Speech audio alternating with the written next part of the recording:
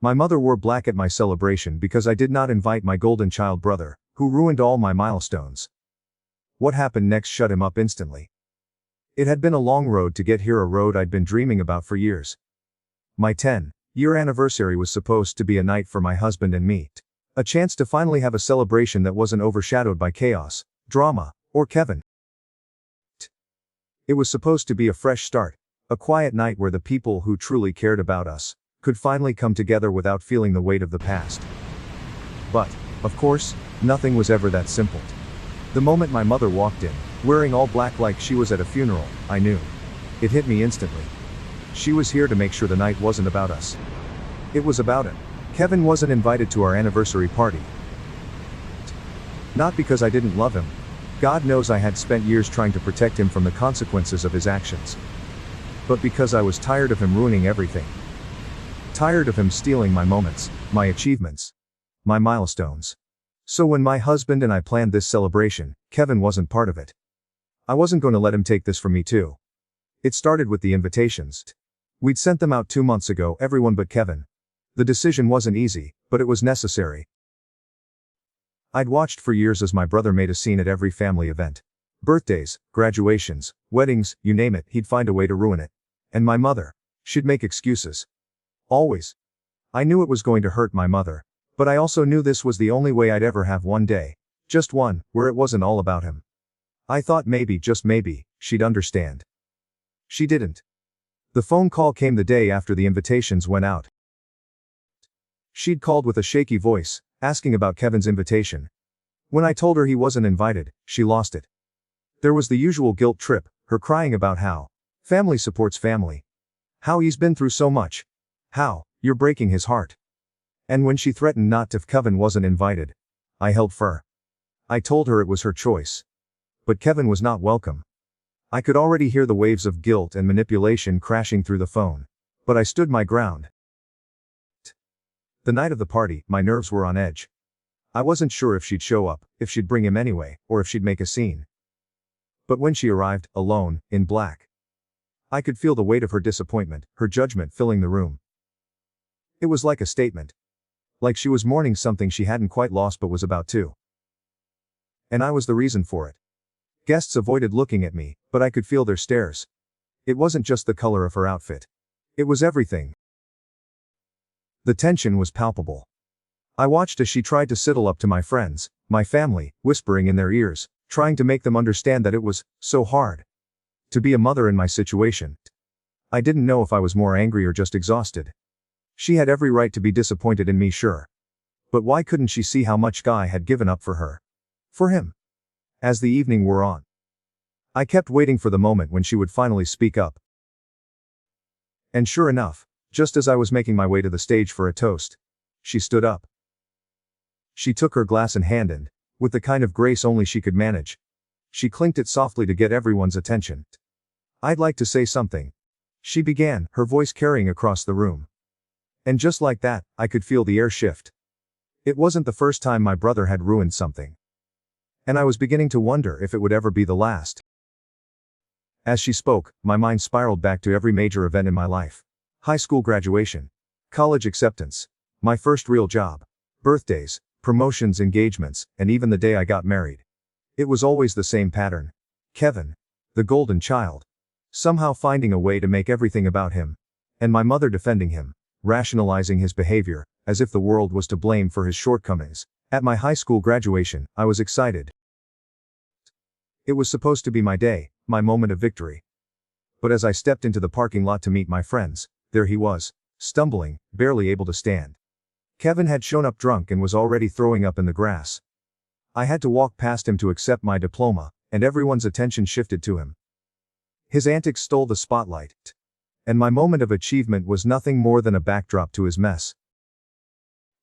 My mother stood nearby, whispering in everyone's ear about how he was just nervous about his future, and how we should all understand.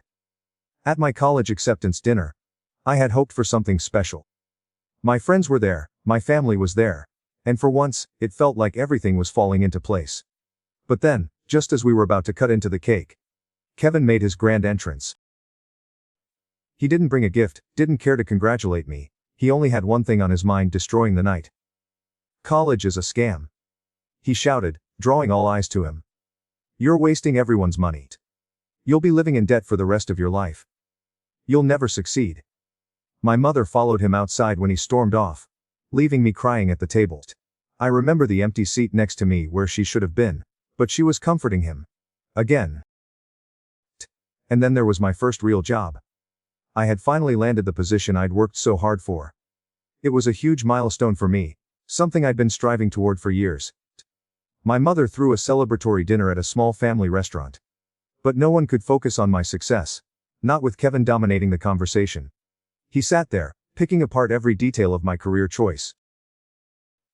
He told my entire family that I was an idiot for wanting to work in a field that was so unstable, and that I'd be fired within a month. My mother's response? She laughed, brushed it off, and told everyone that Kevin was just too jealous, that I was growing up so fast and leaving him behind. Every single time I had to swallow my anger and disappointment. Every single time. Kevin got the attention and my mother made excuses. My accomplishments, my life, meant nothing to her compared to his tantrums. I was the stable one, the responsible one, the one who didn't need the attention, she would always say. But what about my needs? What about the years of constantly being pushed aside to make room for him? It had happened again, and I was sick of it. The flashbacks came rushing in as my mother stood there, glass in hand, preparing to speak. Her words were soft, honeyed, trying to convince everyone that family is everything, that we must forgive and forget when things go wrong. She tried to position herself as the victim, as the mother who had been tirelessly supportive of all her children, especially Kevin. She was building up to her big moment, the speech she thought was going to sway everyone, when Beth interrupted. "Excuse me," Beth said, her voice cutting through the room like a knife. "Are you talking about Kevin? The same Kevin who got arrested at Thanksgiving for attacking his stepfather?" The room went dead silent.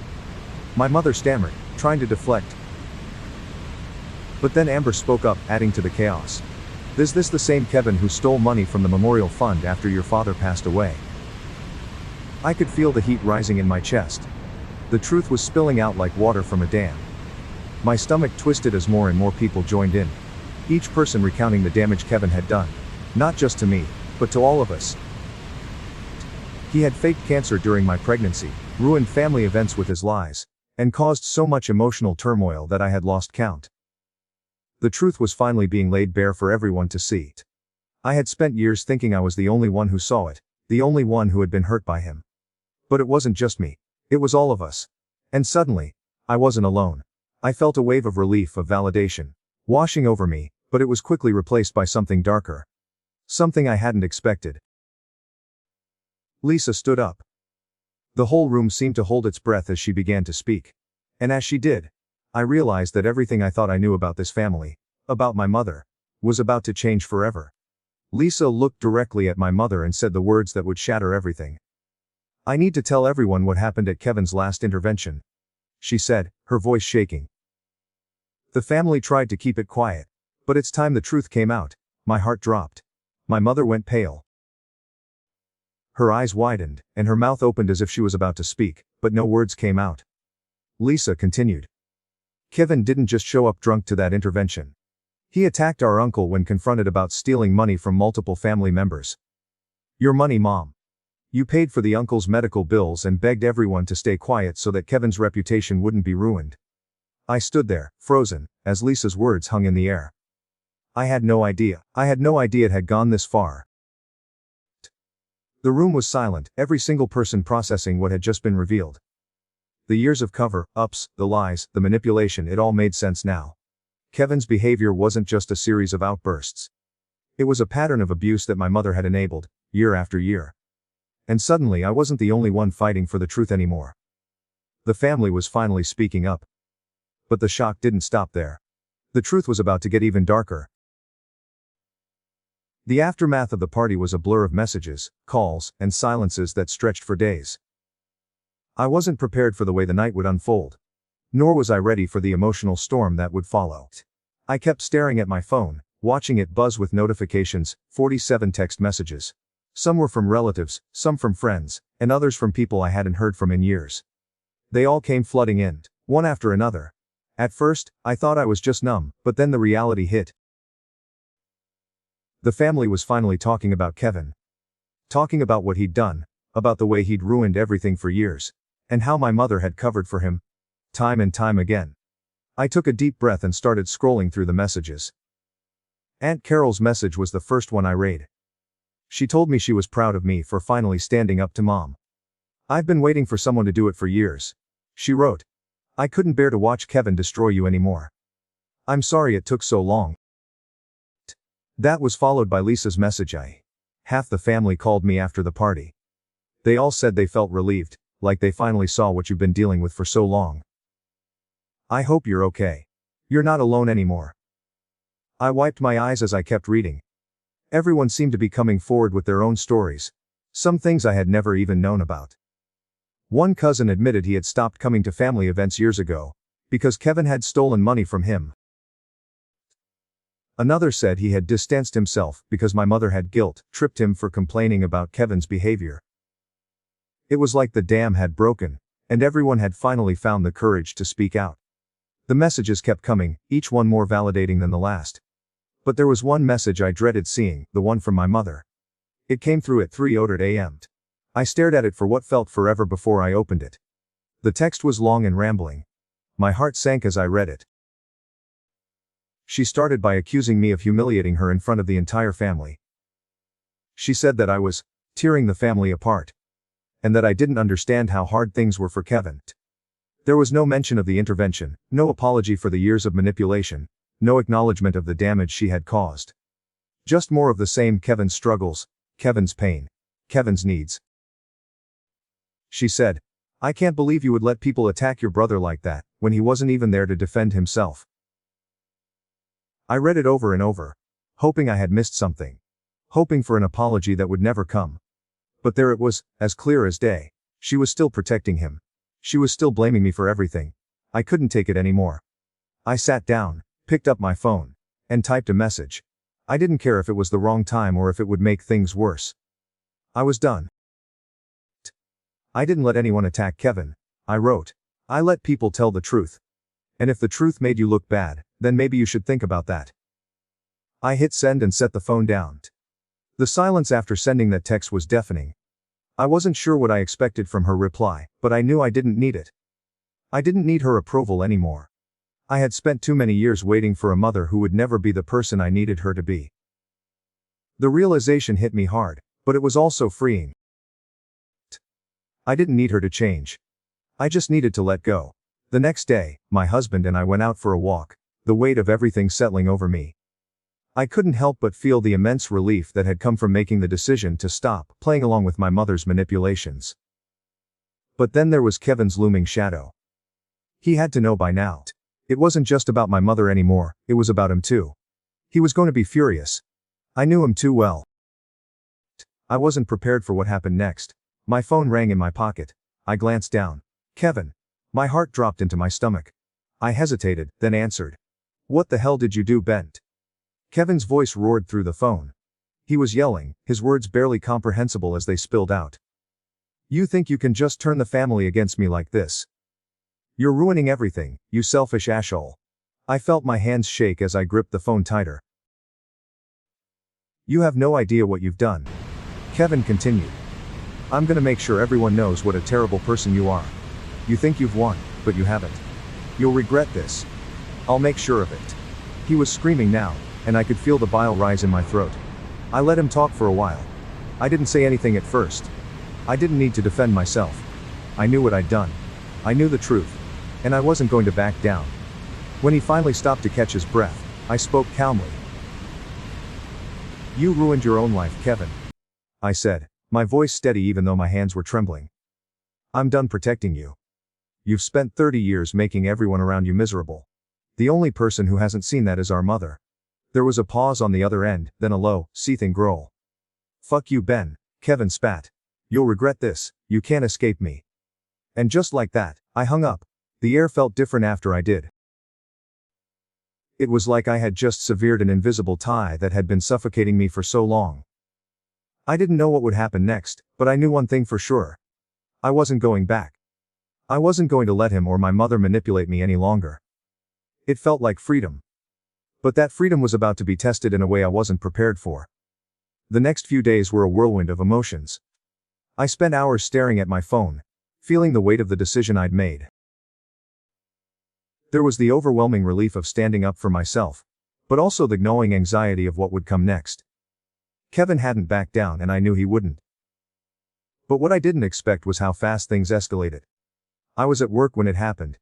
I had been trying to focus on a project, but the unease in my chest wouldn't let me concentrate. My phone buzzed, and I glanced down. It was a message from my husband. "I just got a call from security, Kevin's here." I froze. Kevin? At my workplace. I hadn't seen him in months, and I certainly hadn't expected him to show up here. I felt my heart race. There was no telling what he would do. I grabbed my things and rushed out of the office. The security guard at the front desk was already talking to him. Kevin was standing there, his posture aggressive, his eyes filled with anger. I could hear his voice as I approached.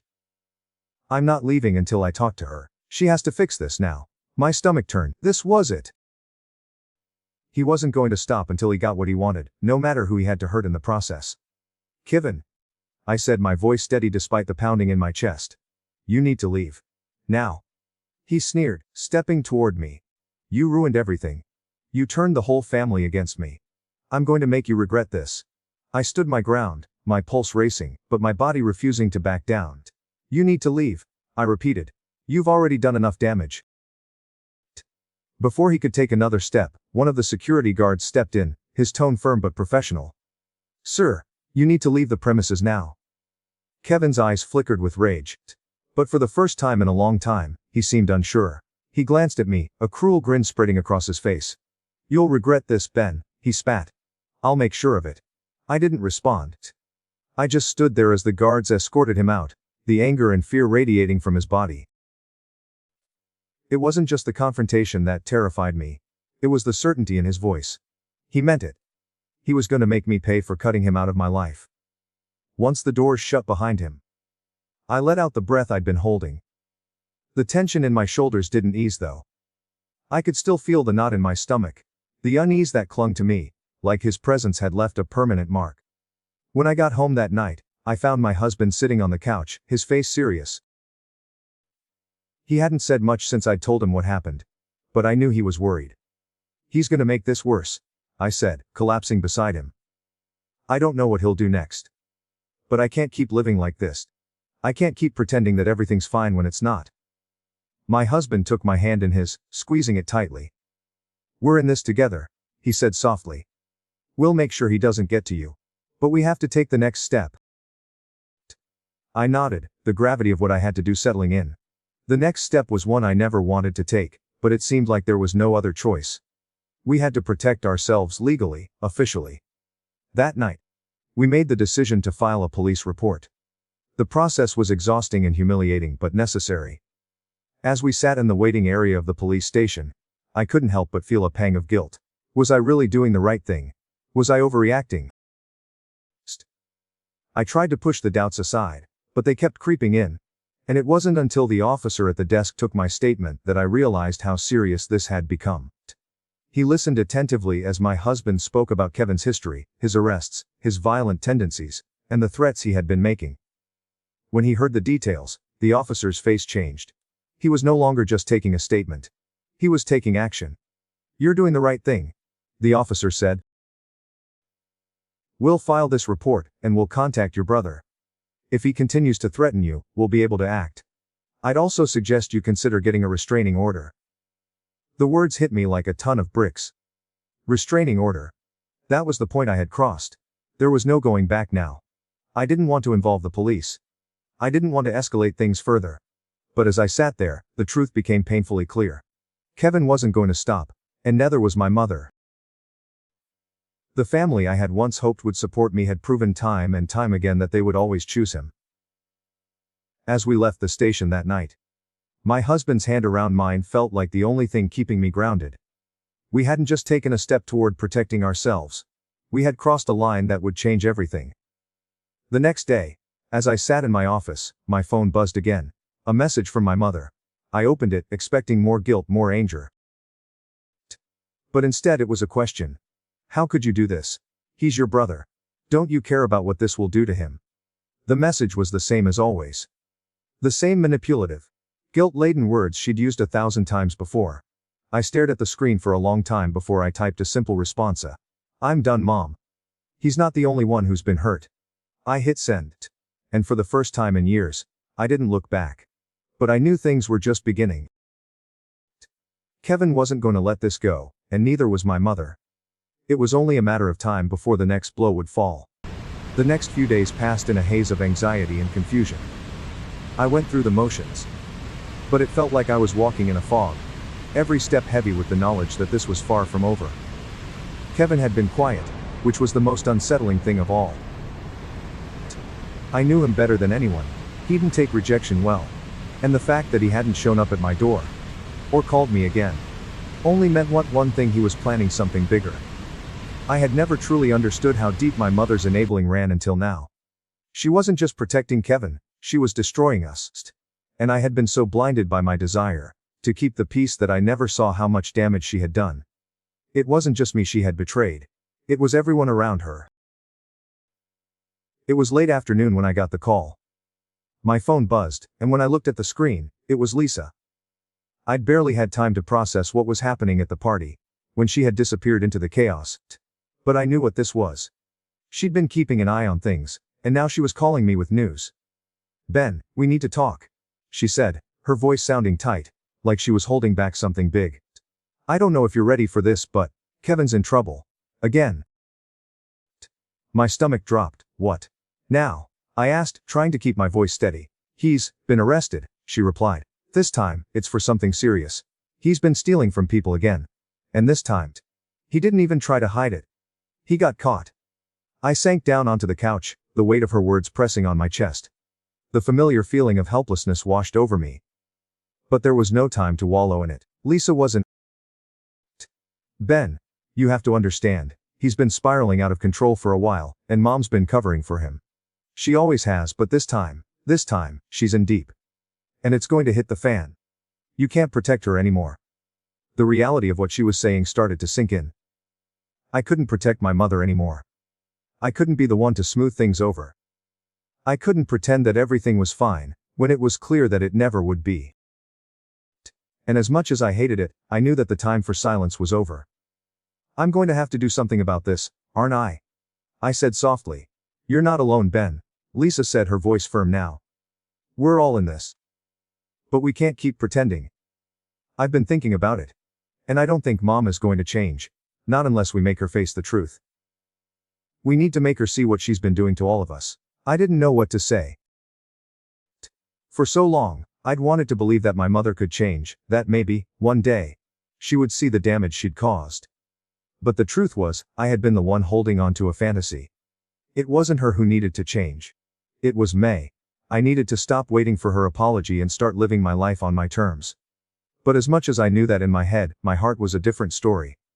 I wasn't ready for this. I wasn't ready for the fallout, for the weight of cutting off the one person who was supposed to be my mother. That night, my phone buzzed again. It was a message from my husband.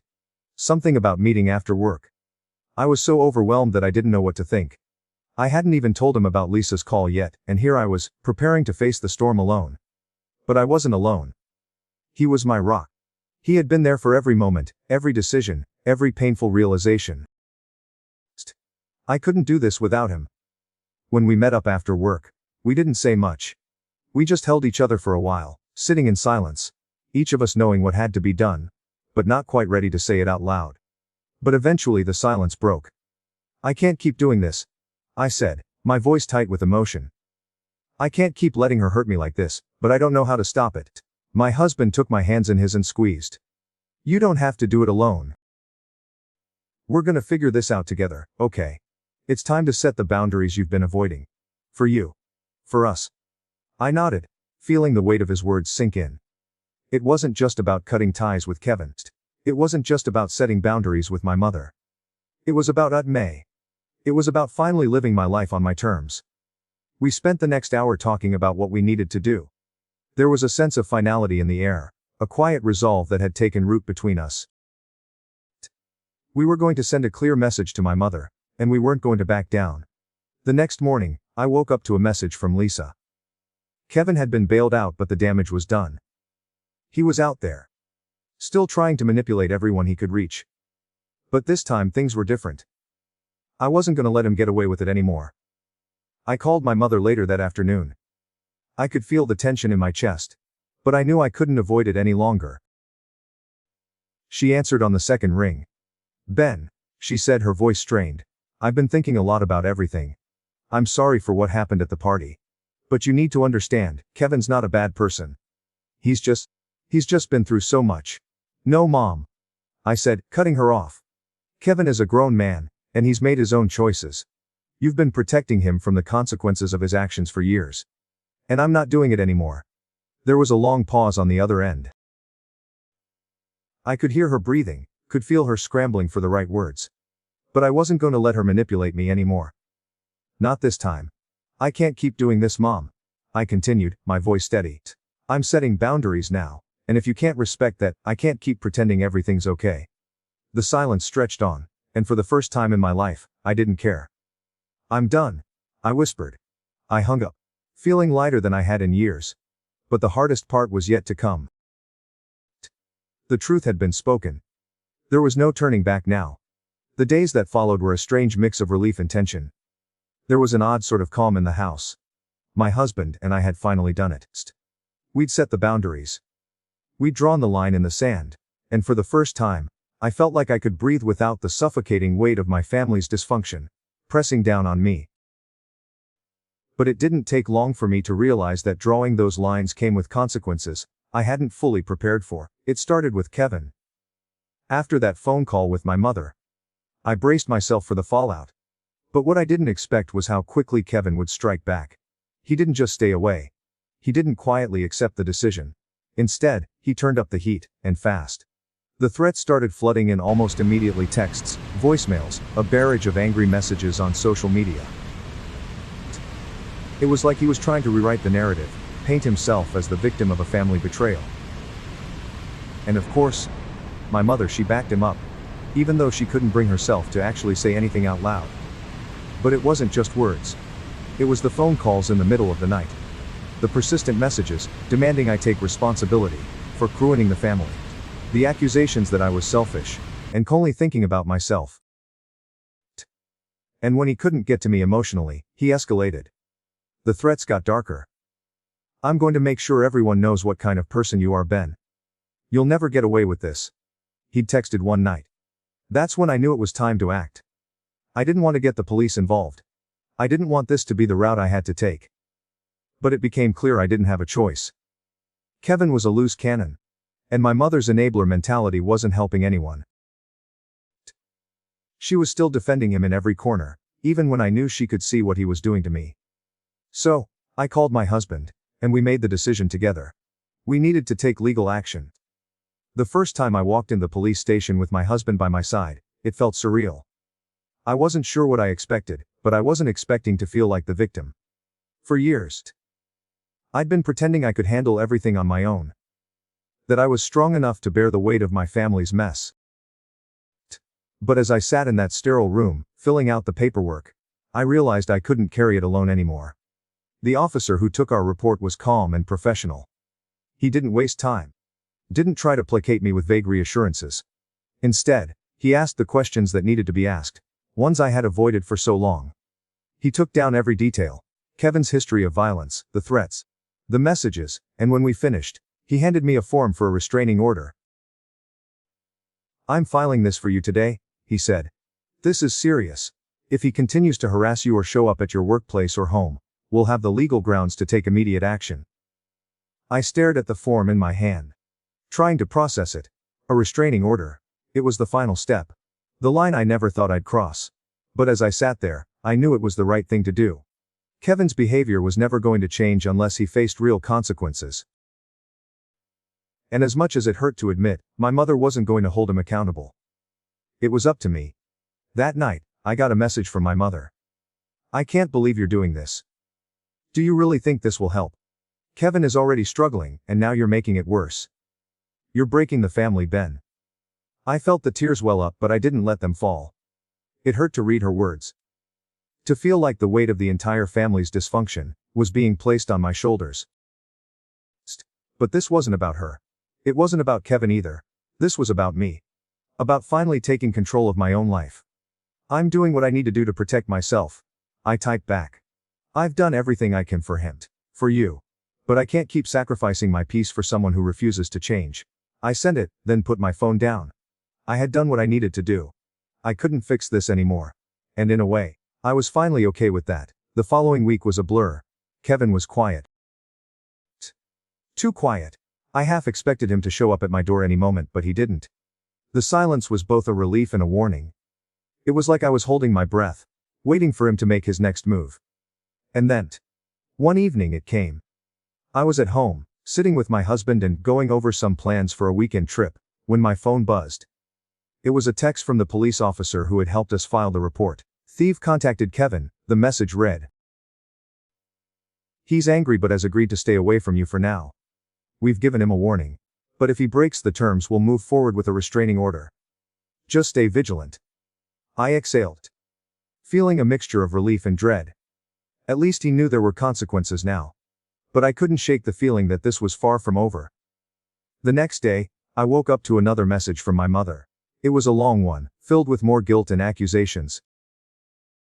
She went on and on about how family should support family, about how Kevin was a broken soul, and how never hurt anyone intentionally.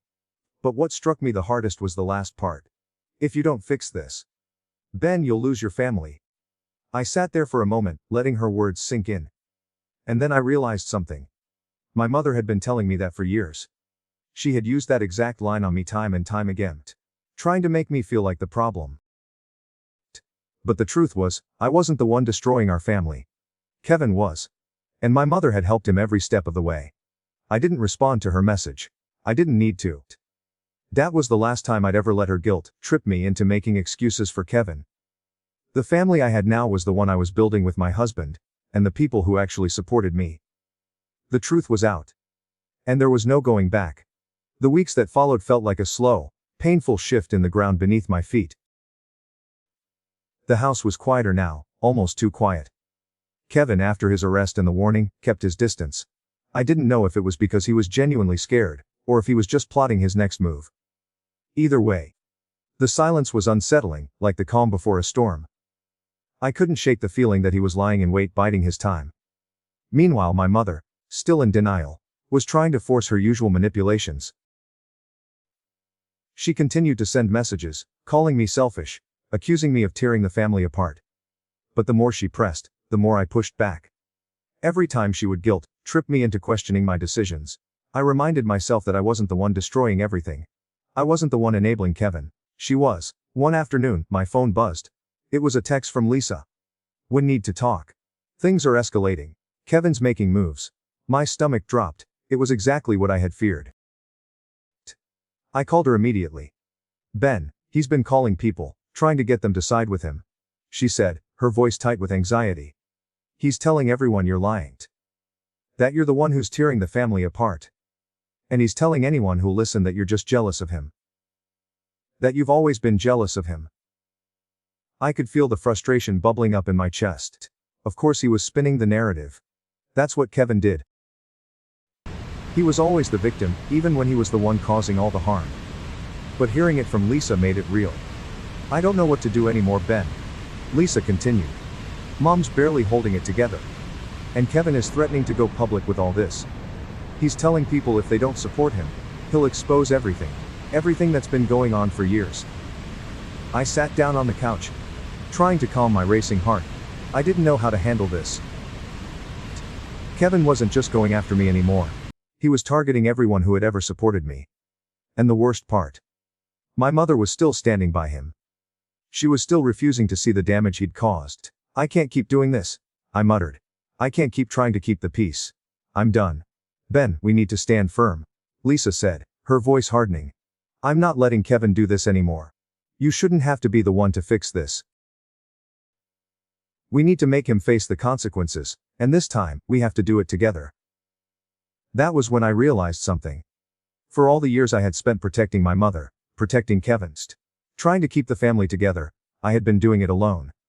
I'd been trying to manage everyone else's dysfunction, and all it had done was push me to the breaking point. But this time, it was different. This time, I wasn't. Later that night, I sat down with my husband, exhausted from the emotional toll of the day. I had known for a long time that I couldn't keep pretending everything was fine. I had been ignoring the problem, hoping it would resolve itself. But it wasn't going to. It never had. We have to do something about this, I said quietly, my voice thick with emotion.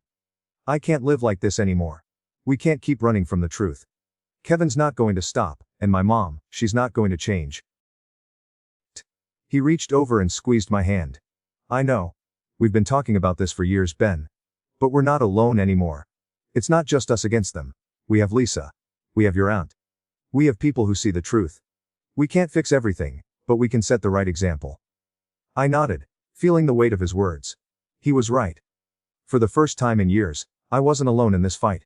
The next day, I met with Lisa, and together we made a decision. We weren't going to sit back and let Kevin continue his campaign of lies. We were going to take control of the narrative, once and for all. We started reaching out to other family members, those who had been silent for so long, those who had been manipulated by Kevin's charm and my mother's excuses. It wasn't easy, but it was necessary.